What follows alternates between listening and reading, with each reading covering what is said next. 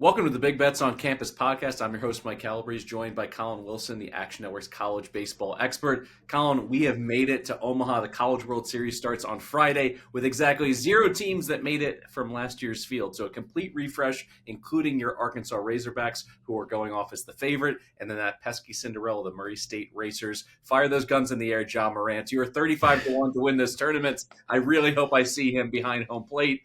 They are the 4th 4 seed to make it to Omaha since 1999, joining the ranks of Fresno State in 2008, Stony Brook in 2012, and most recently Oral Roberts in 2023. But let me get you started here, Collin, with a two-parter. First, where are your nerves at personally? You got your love for your school, you got your Fat Futures tickets on the Hogs, and you got that element of potentially getting the College World Series monkey off of your back. And then a similar question as the second part of this for Dave Van Horn. This is his 8th trip to Omaha with the Hogs, but he's only made it to the finals once. Where do you think his stress level is compared to yours? My stress level is high, probably for a different reason than Dave Van Horn. My stress level is high because I want to hear Cade Anderson announce for LSU, not Anthony Ianson. If you go back to that Baton Rouge series, it was a tale of 2 different starting pitchers. We'll talk about that later in the pod. I'm actually going to be in attendance. My son and I are going to be up there for Father's Day weekend. A little pit stop in Kansas City on the way back to see the Oakland A's or whatever they're playing these days. So I'm at this point where I'm kind of euphoric because we made it back to Omaha. I'm going to be with my son on Father's Day, something we haven't done since 2018. And that also gives me a lot of anxiety because the last time my sons and I did Father's Day in Omaha was 2018 against Oregon State. So I feel as if the way Dave Van Horn does. And if you could check on my Twitter timeline or check Arkansas Baseball's timeline, Dave Van Horn has been our coach for nearly 30 years. He does not show emotion. He's mechanical. He's methodical. He is very well spoken. You take the Musselmans and the Bielemas and all these freaking coaches we've had up at Fayetteville. Dave Van Horn is the standard. And for him to break down at the podium and cry to where he had to take his hat off and cover it up shows you what kind of emotion it is. Not because we made Omaha. He's not crying because we made Omaha. He's thinking about 2018. He's thinking about that this is the best team I've ever had, and I've got to win this year. Trust me, it has nothing to do with actually making it. It's about winning it. So our anxieties are high, and we're coming to Omaha to play. Now let's take a moment to back up for those who may not be familiar with the format. Yes, we have 8 teams, but they're broken into 2 brackets. So talk me through what the rules are essentially of it, what your odds are to win it if you go ahead and lose that first game. How does it all unfold here in Omaha? Yeah, whenever I get asked this, I try to explain this to somebody that's never watched the sport before because it's regionals format, then it's super regionals format. Essentially, bracket 1 and bracket 2 is what you're going to hear a lot. This has been split up into 4-team pods, and it's double elimination tournament. So the 4 teams will play each other. That will result in 2 winners and 2 losers. And from that point on, in the losers bracket, if you lose, you're out. Now in game 2, if you're in the winners bracket and you lose, you go down to play that winner. You lose, you're out. So 2 losses and you're out. The key to this is getting those first 2 wins and then getting yourself situated in your 3rd game to where you have to lose 2 in a row. You can pretty much guarantee that if you win those first 2 games in Omaha, you're sitting pretty and you're going to be in the College World Series championship round. But let's talk about that one stat before we get to that championship round. When I say it's regional play, there's only 1 team since 2019 that has actually lost in their first game, got sent down to the losers bracket, and was able to not just make the championship round, but win it all. And that was LSU. And that was Paul Skeens. So if there is a team in this that can do that, it is Arkansas and LSU. And one of those teams will be in that exact same situation after Saturday night. So that is how regional play works. Once the 2 brackets are crowned, you go into a super regional format. Or easier said, you go into a best 2 of 3. Those games will happen on Saturday, Sunday, I believe 21st, 22nd. And then if they need, Monday night, 23rd, they will compete for the national title. But it is a simple best 2 out of 3. So if you're a team that struggles with bullpens, and there's a lot of them here in bracket 1 and bracket 2, you need to get out of this early part of bracket 1 and bracket 2 without taxing your bullpen and getting your starters set up for games 1 and 2 of the championship round. But it's that easy. It's a 2 and Q losers bracket type thing through the first couple of days when bracket 1, bracket 2 go, and then it's a best 2 out of 3 in the championship round. So now we have a feel for bracket 1, bracket 2, winners and losers brackets, everything on the table here. I mean, why are the top two teams playing right out of the chute? They're almost coming up to being co-favorites. Yet the way that this works, they do not reseed. I know this is a topic that gets brought up from time to time because sometimes you get these events in which the top two challengers to potentially win it have to play right away. Question for you: do you think they should reseed?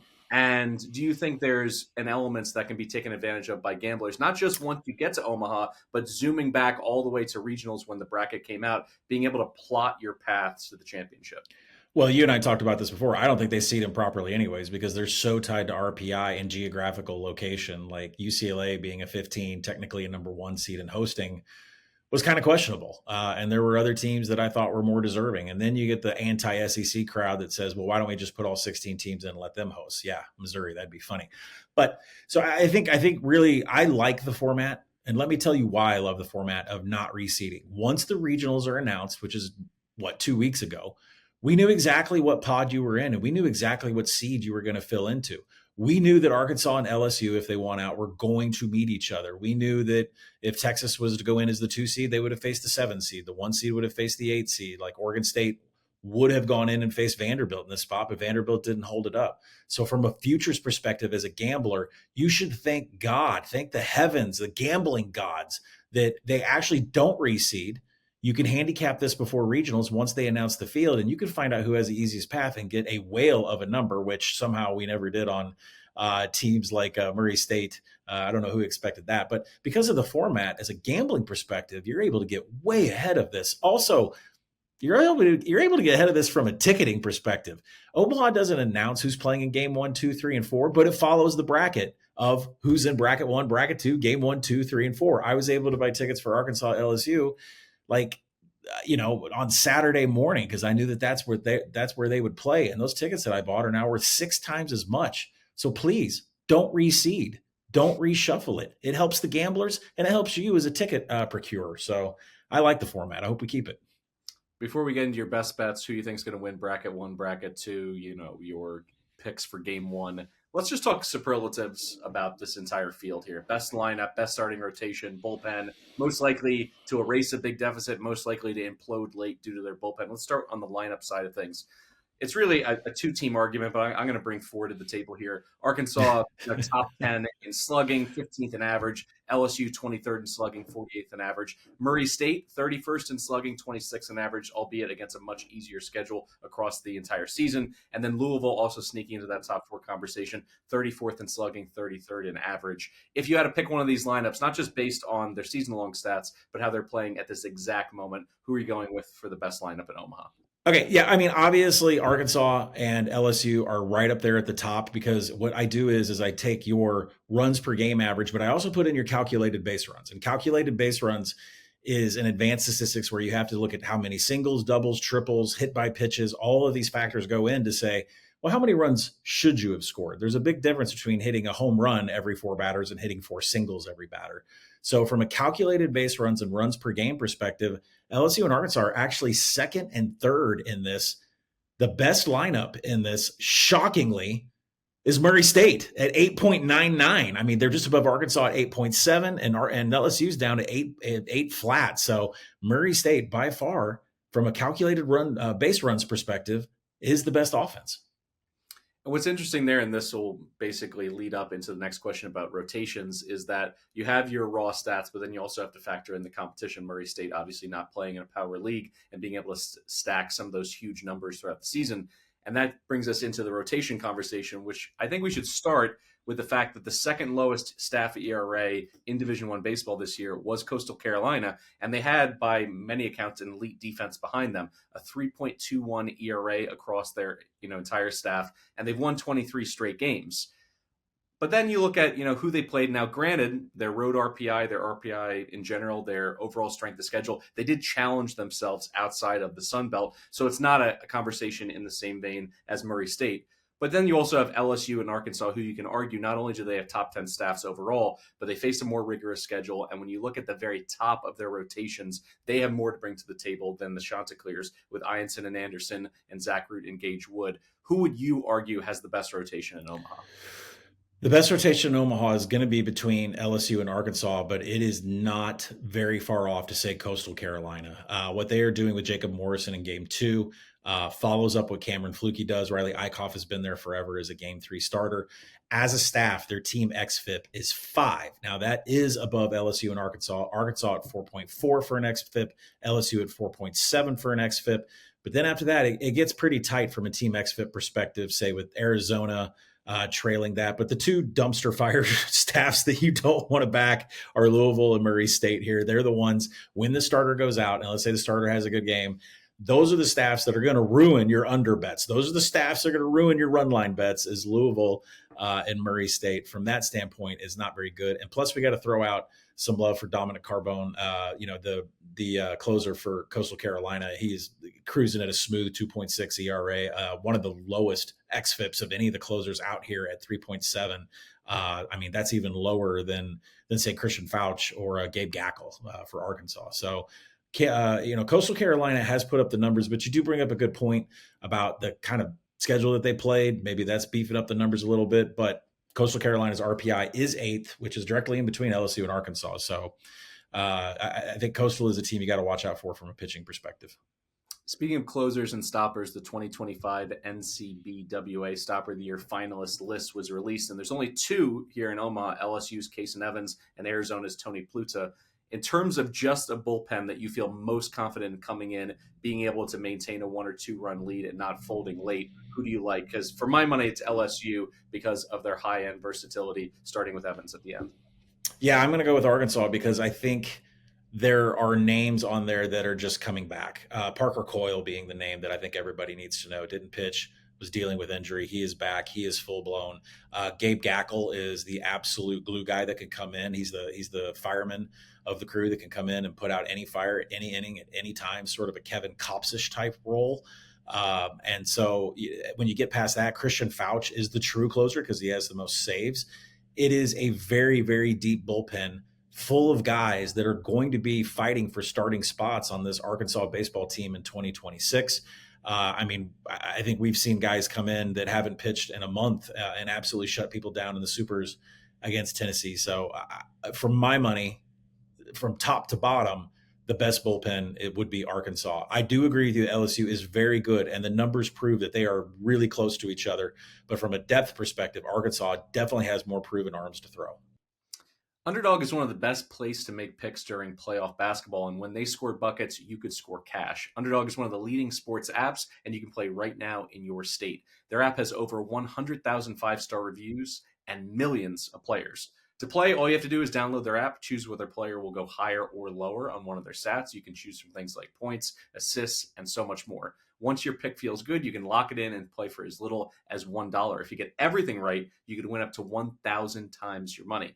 Now, Tyrese Halliburton has been red hot throughout the playoff run for the Pacers, and I've just been able to ride that hot hand. Whether it's points, rebounds, assists on a given night, he has been somebody to tail this entire postseason, and that's the beauty of Underdog. You identify that player who's on a hot streak, and you ride him. Download the Underdog app and sign up with promo code BBOC to unlock a special offer for up to $1,000 in bonus cash when you make your first deposit. That's promo code BBOC. Must be 18 plus, 19 plus in Alabama and Nebraska, 19 plus in Colorado for some games, 21 plus in Massachusetts and Arizona, and present in a state where Underdog Fantasy operates. Terms apply, void in Colorado. Concerned with your play? Call 1-800-GAMBLER or visit ncpgambling.org. In Arizona, call 1-800-NEXT-STEP or text NEXT STEP to 53342. In New York, call the 24/7 Hope line at 1-877-8-HOPE-NY or text HOPE-NY. All right, last 2 here. Crooked number time. Which team do you have the most faith in a big comeback to be able to erase a deficit here in Omaha? Murray State. We already talked about their calculated base runs being the highest of any team here at 8.99. There's a reason for that, and I think we'll talk about it in our first breakdown. Finally, shield your eyes time. Which bullpen do you envision costing their team a chance to compete for a championship? Yeah, that's going to be Louisville. We're staring at a team FIP of 6.4, a team XFIP of 6.1. Once you get past their starters, it is live bet on the overtime. So we'll talk about that too. All right, time to get into your best bets, your picks to win each bracket. I'm going to get this started. I'm going to go with LSU and Coastal meeting in the championship series. An exacta on this pays out at plus 550, 6-1. Make sure to shop around. Also, if you go with the exact outcome, LSU over Coastal pays at plus 950. I just look at what Coastal's been able to do from a defensive perspective, from their pitching depth. I have faith in a team that's won 23 straight games and has looked the part. Basically, there was an expectation coming out of the Sun Belt, maybe the competition would essentially cause them to fold in stressful moments. It's really gone in the opposite direction. I feel even more confident in the Chanticleers. Who are your picks to win bracket 1 and bracket 2? Yeah, I'm going to take Coastal in bracket 1. I think that, if you can pick the teams that win the first 2 games, then you can handicap those 2 teams. And that's really pretty much what it is. So when I handicap Coastal against Arizona, it's really the nature of Coastal's offense, which is lay down bunts and get teams to throw the ball around the yard, that really gets teams in trouble. Arizona, however, they've been hot because they've been slapping doubles, and they're number 1 in the nation in triples. But when you look at their opening pitching matchup, Kramkowski is not going to be able to match up against Cameron Flukie. So to me, that would put Coastal directly in the path of Oregon State in the second game. And if Oregon State throws freshman phenom Dax Whitney in the first game, the second game is going to be a little bit tough, especially from a defensive perspective. So I do like Coastal Carolina. And then, listen, I can't bag you on your LSU pick, because to be completely honest with everybody that's listening to this, I make this game a true minus 110 both ways. And you can break down everything from pitching, slight edge to Arkansas on the hitting, but there are so many similarities between these 2 teams and all of the advanced metrics. I really can't. I think about it. When Cade Anderson and Zach Root went against each other in Baton Rouge on May 9th, it went to extra innings. I mean, Arkansas choked that game, but it went to extra innings. That's what we're talking about here. So the Arkansas LSU game, that very first one, if you see a plus number beside a team, which I've already seen the early market, you're not. It should be minus 110 both ways. It's priced perfectly that way. I made the total 10 and change. The total came out 10 and change. So I don't think you're bad picking either one. And I will say this out loud. I hope nobody from Razorback Nation hears me say this. LSU is better equipped to play through the losers bracket than Arkansas is. Arkansas has some emotional pitching, I think once a loss comes, how Arkansas deals with that would be interesting. But I think LSU is more equipped from a firepower, and Anthony Ianson being a pitcher, and somebody who, for some reason, Jay Johnson has said, I'm going to start bringing you in during the SEC tournament to just throw in the 4th, 5th, 6th inning whenever I need you to play that fireman role. The fact that you're going to tap Anthony Ianson and bring him in at any point to stop some sort of run going by the other team, to me, is a huge difference between LSU and Arkansas. But the winner of that first game, I think, wins the bracket. But LSU is a team that is built to run through the losers bracket. So I'm going to go Arkansas and Coastal. But I don't blame you for taking LSU. Yeah, let's talk about that first game. As you mentioned, it probably, if you were setting the number, it'd be minus 110 in each direction between Anderson and Root. Where are you going to end up putting your money, say, if it goes off at a true coin flip, or potentially you get plus 100, plus 105 on the Hogs? Yeah, I mean, I've kind of said this everywhere I've been, but I think all of us at this point have an LSU 7-1 somewhere, and I don't think you're following me for college baseball without having an Arkansas ticket in your pocket. And if you don't, shame on you, because we're finally going to cash one. There's really a big difference here. I mean, Cade Anderson and Zach Root will go up against each other. Cade Anderson, when he faced Arkansas lineup the first time, he surrendered 7 hits and a walk. Arkansas left 9 runners on base. They missed a lot of opportunities. A game they were leading 4-1. It went to extra innings. They ended up losing that game. But Cade Anderson was knocked around. He was charged with 2 earned runs. Then Aiden Jimenez came in, kind of blew the game for Arkansas. But Arkansas Sticks had so much success against Cade Anderson. You don't want to see Anthony Ianson named as the game 1 starter, because I believe Anthony Ianson came in and went 7 innings, had 11 Ks. So that's how I see that first game being played out. I see a complete coin flip between Cade Anderson and Zach Root. And Zach Root is interesting because, with almost every Major League Baseball pitcher that you watch, they're buttoned up. They throw a pitch. If they don't get a ball or a strike, they go back to the rubber. They get their sign. They throw it. Zach Root is different. If you want to know if Zach Root is having a good game or not, see if he's locating his off speed. See if he gets a call from the umpire, whether it's a strike or not. If he does not get the call that he wants, he starts circling the mound. He starts throwing his hair. He starts twitching at his jersey. He starts talking out loud. Like, I love Zach Root, and I'm glad that we got him from East Carolina. But from a live betting perspective, if Zach Root is looking out of sorts out there on the mound, it is not time to be a Razorback fan. Now, if he's bending a curve 12-6, that's when you probably want to go against LSU here. But with Zach Root, you just don't know what you're going to get from game to game. And thankfully, through the regionals and supers, you've gotten premium A+ Zach Root. All right, we got 3 other game ones here on Friday and Saturday. Murray State against UCLA. You got Nick Shute against Michael Barnett. You have the Bruins as a slight favorite at -115. How are you playing that one with the Razors? Yeah, I've got Murray State +2.5. I think that's way too much here. UCLA, there's some very interesting stats going on here with Murray State. You would say, how in the hell is it every time I go to make a sandwich and I come back to the TV, Murray State has scored a whole bunch of runs?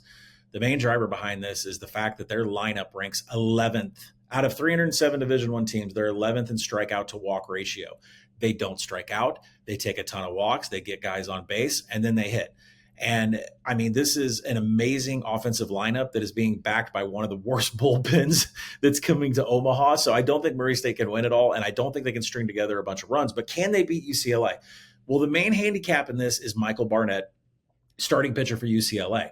If you go and look at his numbers, 18 walks issued in 81.8 innings, that is insane. Like, he doesn't walk anybody. And if Murray State's main driver of getting guys on base is good old Moneyball Kevin Youkilis taking walks, this is not going to work for Murray State. But however, I do like the +2.5, because once you get past Michael Barnett starting for UCLA, I think Murray State's going to start putting runs up on that UCLA bullpen, which is not good whatsoever when you put them up against other bullpens. So if you could bet a first 5 on UCLA, I would absolutely do it. I know there are a couple books I've seen out there that allow that, but I think once Michael Barnett gets out of there, that Murray State +2.5 is going to come into play. And if the UCLA pin isn't playing good enough, Murray State could win that game outright. But pitch selection is the most important thing to Murray State hitters. If they have a pitcher, if they're facing a pitcher anytime this weekend that cannot locate and is throwing a bunch of walks, Murray State will completely take advantage. Louisville is sending Forbes to the hill against Whitney from Oregon State. Now, the Beavers were able to build the dam literally and figuratively if you watch on TV. All those seltzers behind home plate. They were a team that we talked about leading up to the tournament and selection Monday. Are they going to be able to get a super regional seed and be able to play on their home diamond? It made a big difference to them, but they're only going off as a very short favorite here with their phenom Whitney on the bump.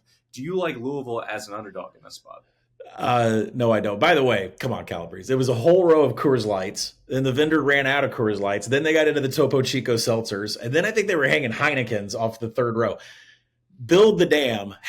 #build the dam was one of the most amazing things. Listen, Corvallis, I love you guys. Please don't make it to the finals. I think the number right now is a little bit too high. I think Louisville would be a play. The problem is I have some extreme issues with sorry, did I say that? I just have some extreme issues with their pitching staff. And there's other things that you need to know about Patrick Forbes. So Patrick Forbes, their starter, he's going to be backed by an offense that, had 29 hits in the 3 games against Miami in the Super Regionals. And then in his, 2 starts, Patrick Forbes has been an insane machine from a strikeout and walk ratio. And that's the biggest problem with Patrick Forbes is he's either going to punch you out or he's going to put you on base. I think it's a really bad scenario to put runners on base with that Oregon State offense and the way that it's working these days. Dax Whitney, though, if the only knock that you could put on this freshman phenom, because he's only allowed 6 earned runs over his last 26.2 innings. He is a freshman.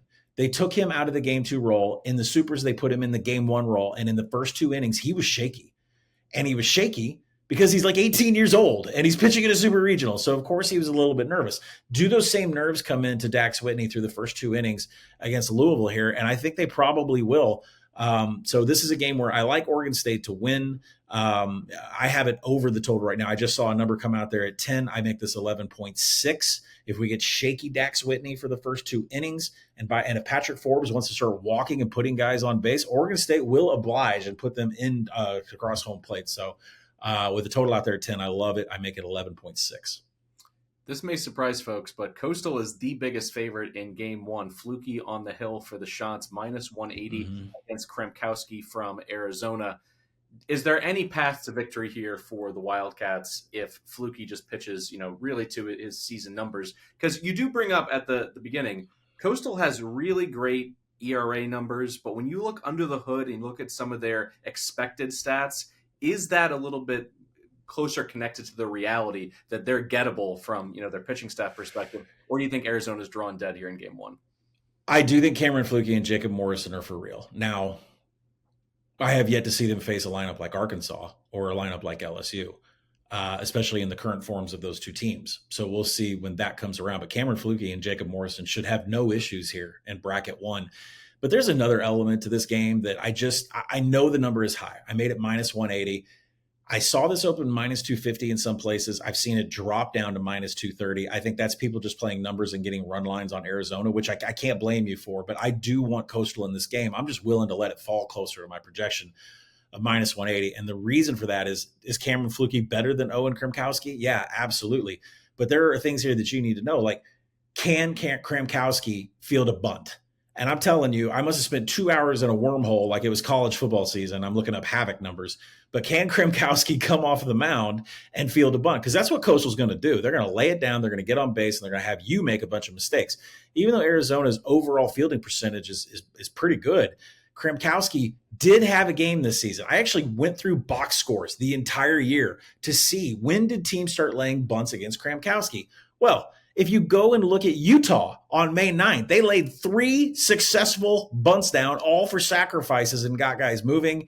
I couldn't find any tape on it, but you better believe that Coastal Carolina's Kevin Schnall saw that film, knows his team lays down bunts, and Krimkowski, who just got rang up for 8 earned runs against North Carolina, is going to be coming off that mound fast. He's going to be in a full sweat by the end of the second inning, and they're going to have him run all over the place catching those bunts. So I do want Coastal in this game. I think the current number right now is too high. I think number guys are playing that Arizona run line. I think we have a chance to get this to come down to 210 or 200. I do like Coastal in this game. Overall, I've already bought Coastal plus 130 to win bracket 1. All right, Collin, I'm on the record here. I got LSU over Coastal at plus 950. Who do you think is going to get there, and who's going to win it here in Omaha? Arkansas is going to take bracket 2. If Anthony Heinsohn doesn't pitch game 1, I'm going to take Arkansas at bracket 2. I completely agree with you. I like Coastal out of bracket 1. I like both Arkansas and LSU from a fielding percentage wise, especially Arkansas, who is top 5 in the nation. They have no problem with bunts. The winner of bracket 2 wins the whole thing. I know the odds are short. I know they're both less than 3-1. Look for the team that falls into the loser's bracket is my best advice from a futures perspective. I'm going to take Arkansas to win the national championship, which I will cut off my arms and my legs and throw my entire salary at to be there for. So I'm going to take Arkansas over Coastal. Who do you got? LSU Coastal. Who do you think? We're going to pod about this, by the way. Let everybody know we're going to pod about this right after we know. We'll make sure to get a pod out. Yeah, I'm going LSU over Coastal. I've been, riding LSU ever since I got them at 9-1. We talked about them at 8-1, 7-1. The fact that you can get close to 10-1 on your money on this exacta with the Tigers over the Chants, I think that's the best value in really, a championship or College World Series, I should say. That's a little bit devoid of value at this point, unless you want to take a flyer on Murray State, but it's probably in your head, 100-1, 200-1 was out there at points. It's hard to swallow 35-1, seeing the teams they have to beat to win a championship here. It's a great story. Maybe bet them on a live number, because as we brought up many times, they could fall down by 3 or 4 runs and erase that in a single inning. So there could be value on a game-by-game basis. You know what Murray State's bullpen is, right? It's a Big 12 secondary. It's just leaky and it lets everything. I mean, it's bad. It's bad for TV. So that's what, if you want a comparison, Murray State's bullpen is a Big 12 secondary. For Collin Wilson, I'm Mike Calabrese. Thank you so much for listening to our coverage of the College World Series. A special thanks to our sponsor, Underdog Fantasy. We're going to be back next week to break down more on the College Diamond. But if you're looking for any more college content here in the offseason, we have you covered here at BBOC, both on our podcast feed and over on our YouTube channel. You're going to be able to hear a ton of offseason college football talk. Stucky's back. Alex Kaloje's in the mix. I did some win total episodes with Josh Nunn, who is exhaustive in his research for G5 football. So you can go back and listen to those as well. And before you Can I say something about that real quick? Hop on in.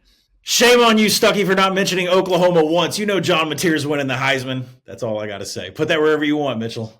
The Mateer and Jaden Ott backfield is going to be pretty electric there, Norman. We'll see if they have enough in the trenches to get it done. But these are the kind of conversations you want to listen to from your favorite characters here at BBOC. Thank you so much for listening. And as always, please leave us a 5-star review wherever you catch our pod. We appreciate it. Helps spread the word. Thanks again. And as always, best of luck with all your bets.